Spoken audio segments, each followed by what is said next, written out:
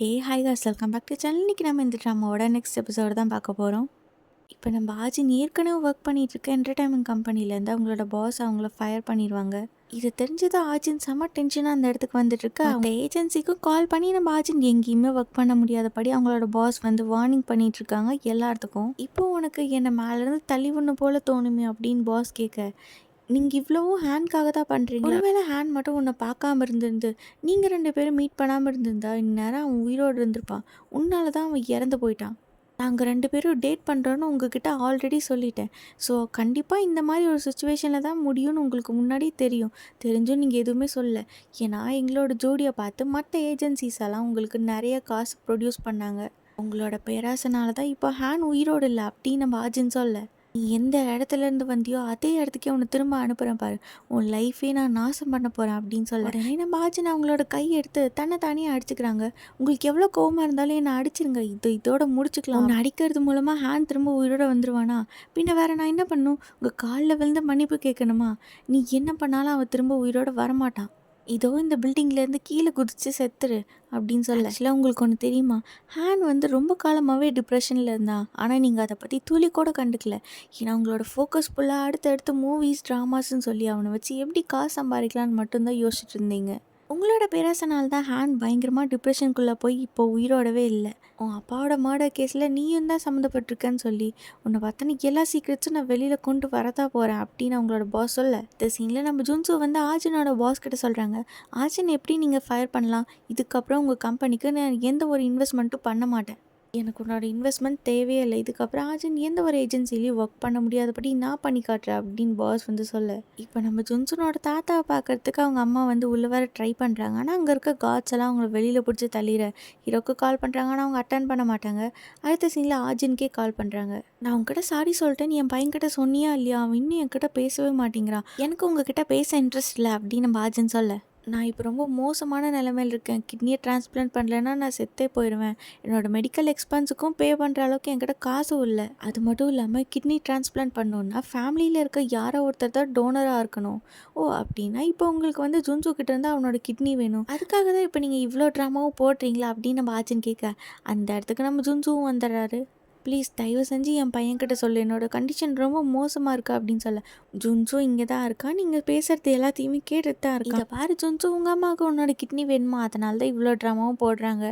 நீ என்ன பண்ணலான்னு இருக்க அப்படின்னு நம்ம ஆச்சின்னு கேட்க, இதுக்கப்புறம் நீங்கள் அம்மாவோட காலை அட்டன் பண்ணாத, நீ அவங்கக்கிட்ட இருந்து தள்ளி இருக்கிறது தான் உனக்கு நல்லது அப்படின்னு நம்ம ஜுன்சு சொல்கிறாங்க. உங்கள் அம்மா வந்து உன்னை பெற்றாங்க தான், பட் அதுக்காக உன்னோட கிட்னி அவங்களுக்கு நீ ட்ரான்ஸ்ஃபர் பண்ணணும்னு எந்த ஒரு அவசியமும் இல்லை. நீ மறந்துட்டியா சின்ன வயசில் உங்கள் அம்மா எனக்கு எவ்வளோ கொடுமை பண்ணாங்க? தண்ணியில் முக்கிய என்னை சாகடிக்க பார்த்தாங்க, எனக்கு சாப்பாடே கொடுக்கல. இவ்வளோ பண்ணவங்களுக்கு நீ கிட்னி கொடுத்து ஹெல்ப் பண்ணலான்னு நினைக்கிறியா அப்படின்னு நம்ம ஆஜின் அவங்கள மேனிப்புலேட் பண்ண ட்ரை பண்ணிருக்காங்க. இப்போ ஆர்ஜுனோட வீட்டுக்கு ஜெயோ வந்துடுறாங்க. உன்னை பற்றின இன்ஃபர்மேஷன்ஸ் இருக்க அந்த டாக்குமெண்ட்ஸ் எடுத்தால் நம்மளோட பிரச்சனையெல்லாம் சால்வ் ஆயிரும்ல. இப்போ அதை வச்சு எந்த ஒரு யூஸும் இல்லை. எங்கள் 2 பேர்த்தில் யாரோ ஒருத்தர் மட்டும்தான் உயிரோடு இருக்கணும். அப்படின்னா தான் இந்த பிரச்சனைக்கு ஒரு சொல்யூஷன் கிடைக்கும். அடுத்த சீனில் நம்ம ஜுன்சு அவங்க அம்மா கூட ஹாஸ்பிட்டல் தான் வந்திருக்காங்க. இதை பாருங்கள், நீங்கள் கேட்ட மாதிரி நான் உங்களுக்கு கிட்னி டிரான்ஸ்பிளான்டேஷன் பண்ணுறேன். உங்களோட மெடிக்கல் பில்லையும் நானே பே பண்ணுறேன். ஆனால் அதுக்கு பதிலாக நீங்கள் எனக்கு ஒரே ஒரு விஷயம் மட்டும் பண்ணுங்கள். நான் ரொம்ப கேர் பண்ணுறேன் என்னோடய கிராண்ட்பா அப்புறம் என்னோட ஆஜின், இவங்க 2 பேர்கிட்ட இருந்து தள்ளி இருங்க அப்படின்னு நம்ம ஜுன்சு சொல்ல, அங்கே கட் பண்ண அடுத்த சீன் நம்ம ஹீரோனோட பாஸோட ஆஃபீஸ்க்கு வந்து போலீஸ் எல்லாம் வந்திருப்பாங்க. அவங்களோட ஆஃபீஸ் மொத்தமும் ரைட் பண்ணுறாங்க. இல்லீகலாக காசு வச்சுருக்க மாதிரி அவங்களோட ஆஃபீஸில் செட்டப் பண்ணி வச்சுருக்காங்க. இது எல்லாமே நம்ம ஆஜினோட வேலை தான். உங்கள் கம்பெனி கீழே ஒர்க் பண்ணுற ஆக்ட்ரஸோட சீக்ரெட் ஃபைல்ஸ் எல்லாம் வச்சுருப்பாங்களே, பர்சனல் இன்ஃபர்மேஷன்ஸ், அது எல்லா டாக்குமெண்ட்ஸும் எடுக்கிறாங்க. அவங்களுக்காக ஒர்க் பண்ணுற ஆக்ட்ரஸ் எல்லாம் அவங்க கைக்குள்ளார வச்சுக்கணுங்கிறதுக்காக எல்லாத்தையும் இப்படி டார்ச்சர் பண்ணிகிட்டு இருக்காங்க அப்படின்னு சொல்லி நியூஸில் அவங்கள பற்றின நியூஸ் பயங்கர வைரலாக போயிட்டுருக்கு. இது எல்லாத்தையுமே வீட்டில் உட்காந்து நம்ம ஆஜின் பார்த்து ரொம்ப சந்தோஷப்பட்டுட்ருக்காங்க. இப்போ நம்ம ஜுன்சு தாத்தாவோட அசிஸ்டண்ட்டாக கால் பண்ணுறாங்க. என்னோட இந்த சர்ஜரி பற்றி அவர்கிட்ட எதுவுமே சொல்ல வேண்டாம், தெரிஞ்சு அவர் ரொம்ப ஃபீல் பண்ணுவார் அப்படின்னு அவர் பேசிகிட்டு இருக்க, கிட்னி டிரான்ஸ்பிளான்டேஷன் பண்ண போறியா? என்கிட்ட ஒரு வார்த்தை கூட சொல்ல அப்படின்னு சொல்லி லீனா ஷாக் ஆகி அங்கே வந்து நிற்க, நீங்கள் என்ன பண்ணுற அப்படின்னு சொல்லி நம்ம ஜுன்சு கேட்க, அதெல்லாம் விடு, ஏன் என்கிட்ட ஒரு வார்த்தை கூட சொல்லலை? என்னோடய அம்மாவுக்கு கிட்னி ஃபெயிலியர் ஆயிடுச்சு, ஸோ நான் தான் உங்களுக்கு டிரான்ஸ்பிளான்டேஷன் பண்ண போகிறேன் அப்படின்னு நம்ம ஜுன்சு சொல்ல, நாம் 2 பேரும் டேட் பண்ணுறோம், ஆனால் இதை பற்றி நீ என்கிட்ட ஒரு வார்த்தை கூட சொல்லலை, நம்ம எதுவுமே டிஸ்கஸ் பண்ணல. இன்கேஸ் நான் வராமல் போயிருந்தா கடைசி வரைக்கும் நீ என்கிட்ட எதுவுமே சொல்லியிருக்க மாட்டேல்ல அப்படின்னு சொல்லிட்டு அவங்க அங்கேருந்து கோச்சிட்டு போக, இப்போ நெக்ஸ்ட் டைம் மார்னிங் ஹாஸ்பிட்டலில் இருக்க நம்ம ஜுன்சோ ஹீரோனுக்கு தான் கால் பண்ணுறாங்க. சர்ஜரி முடிஞ்சக்கப்புறம் நானே உன்னை வந்து மீட் பண்ணுறேன், நீ என்னை பார்க்க ஹாஸ்பிட்டலில் வர வேண்டாம், சாப்பிடு, உன் உடம்ப நல்லா கேர் பண்ணிக்கோ அப்படின்னு சொல்லிட்டு நம்ம ஹீரோ கட் பண்ண. இப்போ நம்ம ஹீரோ உள்ளே கூப்பிட்டு போய் சர்ஜரிக்கு தான் ரெடி பண்ணிகிட்டு இருக்காங்க. அப்புறம் ஒரு வழியாக நம்ம ஹீரோவுக்கும் அவங்க அம்மாவுக்கும் சர்ஜரி தான் போயிட்டுருக்கு. அப்புறம் நம்ம ஆச்சினுக்கு ஒரு என்டர்டைன்மெண்ட் கம்பெனிலேருந்து கால் வருது, அவங்களோட ஏஜென்சி சார்பாக ஒர்க் பண்ண சொல்லி. என்னை பற்றி ஒரு பேட் ஸ்டோரி இப்போ சோஷியல் மீடியா ஃபுல்லாக பயங்கரமாக வைரல் ஆகிட்டுருக்கு, இருந்தாலும் நீங்கள் ஏன் என்ன கூப்பிட்றீங்க அப்படின்னு சொல்லி கேட்க, நாளைக்கு எங்களோட ஆஃபீஸ் வாங்க நம்ம மீட் பண்ணலாம் அப்படின்ட்டு இருக்காங்க. இந்த பக்கமாக நம்ம சன்ஹாய் ஆஜினோட அப்பார்ட்மெண்ட்டில் உட்காந்து ஃபுல்லாக சாப்பிட்டுட்டு இருக்காங்க. என்னோட திங்ஸை யூஸ் பண்ணாதான்னு உங்ககிட்ட எத்தனை வாட்டி சொல்கிறேன் அப்படின்னு நம்ம ஆஜின் அவங்கக்கிட்ட சண்டை போட்டுட்ருக்க. அப்போ நம்ம சன்ஹாய் வந்து ஆஜின் கிட்ட சொல்கிறாங்க, இங்கே பார்த்தியா உன்னை பற்றின நியூஸ் ஆர்டிகல்ஸ், ஃபர்ஸ்ட் எல்லோரும் உன்னை எப்படி திட்டிகிட்டு இருந்தாங்க, ஆனால் இப்போ உன்னை பற்றி ஒரு பேட் கமெண்ட் கூட இல்லை, உன்னை பற்றின நெகட்டிவ் ஆர்டிகல்ஸ் எல்லாமே காணாமல் போயிடுச்சு, நீ இதை எப்படி பண்ண அப்படின்னு சொல்லி நம்ம சன்ஹாய் கேட்க. அப்போ நீ காலையிலேருந்து என்னை பற்றின ஆர்டிகல்ஸை மட்டுமே தான் ரிசர்ச் பண்ணிட்டு இருந்த, உனக்கு வேறு வேலையே இல்லையா அப்படின்னு நம்ம ஆஜின்னு சொல்ல. உன்னை வாட்ச் பண்ணுறத தவிர எனக்கு என்ன வேலை இருக்க போகுது அப்படின்னு நம்ம சன்ஹாய் மறுபடியும் அதையே பார்த்துட்ருக்காங்க. அப்போ அவங்க ஒரு வீடியோ பார்க்குறாங்க, அதில் லீனா வந்து ஒரு காஸ்ட்லியான எக்ஸ்பென்சிவ் பேக் வச்சுருப்பாங்க. இது 10 மில்லியன் ஓன் தெரியுமா அப்படின்னு. இது இருக்கிறதுலே ரொம்ப ரேரான கலெக்ஷன் அப்படின்னு சொல்ல உடனே நம்ம சன்ஹாய்க்கு ஞாபகம் வருது, ஆஜினோட வீட்டில் அதே மாதிரி பேக் பார்த்துருப்பாங்க, இதை ஆல்ரெடி அவள் யூஸ் பண்ணியிருந்தாலும் கண்டிப்பாக இது மில்லியன் ஆஃப் ஒர்த்து தான் அப்படின்னு சொல்லி அதை வச்சு கொஞ்சிட்டு இருக்க. இப்போ நம்ம ஜேஹோவை யாரோ ஒருத்தவங்க வாட்ச் பண்ணிட்டு இருக்காங்க. அப்புறம் நம்ம ஜேஹோ அவங்க ஒர்க் பண்ணுற அதே டெலிவரி கம்பெனிக்கு வந்துடுறாங்க.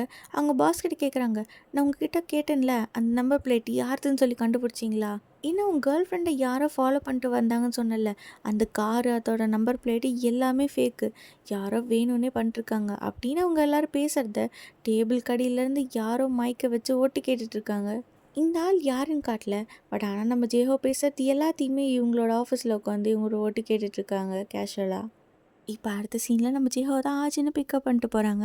அப்போ ஆஜின் வந்து சொல்கிறாங்க, எனக்கு ஒரு புது ஏஜென்சிலேருந்து ஜாயின் பண்ண சொல்லி ஆஃபர் வந்திருக்கு, என் பாஸ் கூட நடந்த சண்டைக்கு அப்புறம் நான் ட்ரைவ் பண்ணுறது என்னோடய கண்ட்ரோல்லே இல்லை தெரியுமா, போன வாடி நான் ஆக்சிடெண்ட்டே பண்ணியிருப்பேன், உனக்கு ஏதாச்சும் வேணா நீ என்கிட்ட சொல்ல வேண்டியதானே, நான் இருக்கேன் உன்னை பார்த்துக்கிறதுக்கு அப்படின்னு நம்ம ஜேஹோ சொல்ல. நம்ம ஆஜின் எப்படிப்பட்ட பொண்ணுன்னு தெரிஞ்சுமே ஜேஹோ வந்து அவங்கள பத்திரமா பார்த்துக்கணும்னு நினைக்கிறாங்க. அடுத்த சீன்லேயே இப்போ நம்ம ஆஜின் வந்து அந்த புது என்டர்டைன்மெண்ட் கம்பெனிக்கு வந்துடுறாங்க. உங்களோட கான்ட்ராக்ட் டீட்டெயில்ஸ்லேருந்து எல்லா டாக்குமெண்ட்ஸும் நம்ம ஹீரோயின்கிட்ட எக்ஸ்பிளைன் பண்ணுறாங்க. ஆமாம், உங்களுக்கு 3 வந்து எப்படி தெரியும், எங்களோட கம்பெனியில் மேஜரான இன்வெஸ்டரே அவர் தான் உங்களுக்கு ஹெல்ப் பண்ண சொல்லி எங்களை ரொம்ப புஷ் பண்ணார், உங்களுக்கும் அவருக்கும் ஏற்கனவே ரிலேஷன்ஷிப் ஏதாவது இருக்கா, ஆல்ரெடி உங்கள் 2 பேருக்கும் முன்னாடியே தெரியுமா அப்படின்னு கேட்க, நம்ம ஹீரோனுக்கா எதுவுமே புரியல, அப்படி திருன்னு முழிக்கிறாங்க. அடுத்த சீனில் நம்ம ஆஜின் வந்து 3 பார்க்க போகிறாங்க. அவங்க ஆல்ரெடி அவங்களோட கான்ஃபரன்ஸ் மீட்டிங்கில் தான் இருக்காங்க. அந்த மீட்டிங் முடிஞ்சது. இப்போ அவர் நம்ம ஆஜின்ட்ட வந்து பேசுகிறாரு, உங்களுக்கு என்னை முன்னாடியே தெரியுமா, ஆனால் நான் உங்களை இதுக்கு முன்னாடி பார்த்ததே இல்லையே, எதுக்காக நீ எனக்கு இவ்வளோ ஹெல்ப் பண்ணுறீங்க அப்படின்னு சொல்லி நம்ம ஆஜின் கேட்க, மேபி உங்களுக்கு எனக்கு தெரியாது, ஆனால் நம்ம ஒன்றும் ஸ்ட்ரேஞ்சர்ஸ் கிடையாது, நீங்கள் எதுக்காக ஒரு ஸ்ட்ரேஞ்சருக்கு இவ்வளோ தூரம் ஹெல்ப் பண்ண நினைக்கிறீங்க, கம்பெனிலேருந்து வர ப்ராஃபிட்டில் இருந்து நான் எப்போவுமே சேரிட்டிக்காக செலவு பண்ணுவேன், அது மட்டும் இல்லாமல் உங்களை மாதிரி யங் டேலண்டட் பீப்புள்ஸ் வந்து கஷ்டப்பட்டதை என்னால் பார்க்க முடியல, உன்னோட சின்ன வயசுலேருந்து உன் பேரண்ட்ஸ்னால சுற்றி இருக்கவங்க எல்லாத்துனாலையும் நீ ரொம்ப கஷ்டப்பட்டிருக்கேன்னு எனக்கு நல்லாவே தெரியும், உங்களோட டேலண்ட் அப்படியே யாருக்கும் தெரியாமல் வேஸ்ட் ஆகக்கூடாதுன்னு நினச்சேன், அதனால தான் நான் உங்களுக்கு இவ்வளோ ஹெல்ப் பண்ணுறேன் அப்படின்னு மூணு சொல்கிறாரு. நாளைக்கு நம்ம எங்கேயாவது வெளில போய் மீட் பண்ணலாமா அப்படின்னு சொல்ல நம்ம ஆஜினும் அதுக்கு ஓகே சொல்லிடுறாங்க. கட் பண்ண அடுத்த சீன் நம்ம ஜுன்சோக்கு சர்ஜரி முடிச்சதும் ஜேஹோ வந்து கால் பண்ணுறாங்க, உங்ககிட்ட நான் ஒரு முக்கியமான விஷயம் பேசணும், என்னோடய வீட்டுக்கு வரியா அப்படின்னு சொல்லி கேட்க, இந்த பக்கம் நம்ம 3ஆன அசிஸ்டண்ட் வந்து சொல்கிறாங்க, போலீஸ்கிட்டேருந்து ஆஜினுக்கு அகேன்ஸ்டாக இருந்த எல்லா எவிடன்ஸும் வாங்கியாச்சு, அதை நான் டெலிட்டும் பண்ணியாச்சு, அப்புறம் ஆஜின் கூட எப்போவுமே 2 பேர் சுற்றிட்டு இருப்பாங்களே அப்படின்னு சொல்லி நம்ம ஹீரோ அப்புறமா ஜேஹோவோட ஃபோட்டோஸ் வாங்கி பார்க்குறாங்க. அப்போ ஜேஹோவை ஏதாவது ஒன்று பண்ணி ஆகணும் அப்படின்னு சொல்லி அவங்களோட பிளான் வந்து அவங்க அசிஸ்டன்ட் கிட்ட சொல்ல, அங்கே கட் பண்ண அடுத்த சீன் இப்போ நம்ம ஆஜினோட பாஸை அவங்களோட அசிஸ்டண்ட் தான் வந்து மீட் பண்ணுறாங்க. எதுக்காக என்னை போலீஸ் அரெஸ்ட் பண்ணாங்கன்னு சுத்தமாக தெரில, லாயர் என்ன எல்லா தப்பும் பண்ண சொல்லி ஒத்துக்க சொல்கிறாங்க, போலீஸ்க்கு உங்களை பற்றி ஏதோ ஒரு ஸ்ட்ராங்கான எவிடன்ஸ் கிடச்சிருச்சு, அதை வச்சு தான் உங்களை இப்படி அரெஸ்ட் பண்ணியிருக்காங்க அப்படின்னு சொல்லி அவங்களோட அசிஸ்டன்ட் சொல்ல, எனக்கு என்னமோ இது எல்லாத்து பின்னாடியும் ஆஜின் தான் இருப்பாலும் தோணுது அப்படின்னு அவங்களோட பாஸ் வந்து சொல்லி. அடுத்த சீனில் பாஸோட அசிஸ்டன்ட் வந்து நம்ம ஆஜின் கிட்ட போய் பேசுகிறாங்க, என்னோட பாஸ் எந்த தப்பும் செஞ்சுருக்க மாட்டாங்க, ப்ளீஸ் தயவு செஞ்சு எப்படியாவது அவங்கள வெளியில் கொண்டு வாங்க அப்படின்னு கேட்க, ஆஜின் அப்படியே திமிரா பதில் சொல்கிறாங்க, உங்களால் மட்டும்தான் என்னோட பாஸை காப்பாற்ற முடியும், ப்ளீஸ் எப்படியாச்சும் எனக்கு ஹெல்ப் பண்ணுங்க அப்படின்னு சொல்லி அந்த பொண்ணு நம்ம ஆஜினோட காலை பிடிச்சி கெஞ்சிரா, இந்த மாதிரி தானே நானும் இதுக்கு முன்னாடி உங்கள் பாஸ் கிட்ட கேட்டேன், என்னோட வழியில் வராதிங்க ப்ளீஸ் என்னை விட்டுருங்க அப்படின்னு. அவங்க என்னை துளி கூட மதிக்கல, திரும்ப திரும்ப என்னோட வழியிலே கிராஸ் பண்ணாங்க, இப்போ அதுக்காக அனுபவிக்கிறாங்க அப்படின்னு சொல்லிட்டு ஆஜன் அந்த இடத்த விட்டு கெத்தாக நடந்து போக இது எல்லாத்தையுமே தூரத்துலேருந்து மூன் பார்த்து என்ஜாய் பண்ணிகிட்ருக்காரு. ஆனால் அடுத்த சீன் இப்போ மூனை பார்க்கறதுக்கு நம்ம ஆஜின் தான் வந்திருக்காங்க. அதே மாதிரி இந்த பக்கம் நம்ம ஜெஹோவை பார்க்க ஜுன்சு வந்திருக்காங்க. ஆஜின்னா ஒரு கும்பலே சேர்ந்து ஸ்டாக்கிங் பண்ணிட்டு இருந்தாங்க. அவங்களோட கார் நம்பர் பிளேட்டெல்லாம் நான் சர்ச் பண்ணி பார்க்குறப்போ எல்லாமே ஃபேக்கு. என்ன நடக்குன்னே தெரில. அவங்க பாட்டுக்கு நான் அடிச்சு போட்டு அந்த இடத்த விட்டே போயிட்டாங்க. இப்படி நம்ம ஜேஹோ சொல்லிட்டு இருக்க, இதுக்காக எனக்கு ஹெல்ப் பண்ணணும் நீங்கள் இவ்வளோ ஆர்வப்படுறீங்க அப்படின்னு மறுபடியும் நம்ம ஆஜன் கேட்க, நான் தான் சொன்னேன் நீ சின்ன வயசுலேருந்து ரொம்ப கஷ்டப்பட்டிருக்க, இதுக்கப்புறமாவது உனக்கு ஒரு பெட்டர் லைஃப் கொடுக்கணும்னு ஆசைப்பட்டேன். நீ ஆசைப்பட்ட மாதிரியே உன்னோட வாழ்க்கை உச்சிக்கு போக போகுது. நீ பண்ண வேண்டியதெல்லாம் ஒரே ஒரு விஷயந்தான், என்னை கல்யாணம் பண்ணிக்கோ, என்னோட ஒய்ஃப் ஆயிடும் அப்படின்னு அவர் சொல்ல, இதை கேட்டு நம்ம ஆஜின் ஷாக்காக இந்த பக்கம் நம்ம ஹீரோவும் ஜேஹோவும் பேசிகிட்டு இருக்கப்போ யாரோ உள்ள பெட்ரோல் டீசல்லாம் போட்டு ஃபயரை பற்ற வச்சு விட்ற மாதிரி இருக்குது. இதை நம்ம ஜேஹோ ஸ்மெல் பண்ணிடுறாங்க. ஏதோ இங்கே ஸ்ட்ரேஞ்சாக இருக்குது. நான் 2 ஆப்ஷன் தரேன். ஒன்று உன்னோட பழைய நார்மலான லைஃப், இன்னொன்று நீ ஆசைப்பட்ட மாதிரி யாரும் தொட முடியாத உச்சத்துக்கு போய் உனக்கு பிடிச்ச மாதிரி லக்ஸூரியஸான லைஃப் நீ வாழலாம். சாய்ஸ் உன்னோடது அப்படின்னு சொல்லிட்டு இந்த பக்கம் நம்ம ஜேஹோட வீட்டில் ஃபயர் ஆகுது.